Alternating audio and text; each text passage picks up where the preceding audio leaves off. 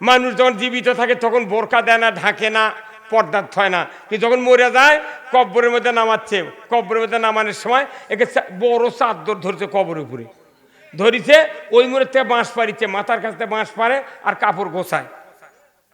কেবার কারণ কোথায় এই মেয়ে মানুষ দেখা হবে না, পর্দা করো। কেন বাঁচিয়ে থাকতে দুনিয়ার মানুষ দেখাচ্ছে, মরার পরও ঢেকে কি লাভ? এ কথা কন না আপনি।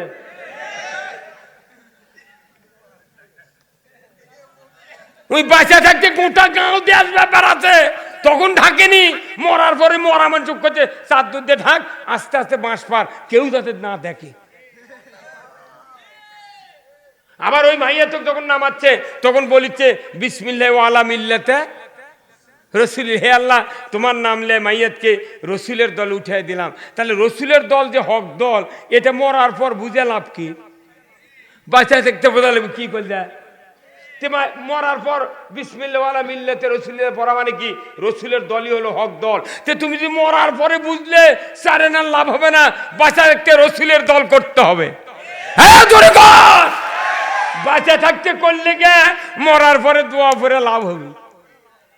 কি ভুয়ালি চলিচ্ছে রে দেশ, হ্যাঁ একবারে ভুয়া ভুয়া ভুয়া। এগুলো বাটাম ফাটাবি, বুঝছেন? সেই বাটাম ফাটাবি।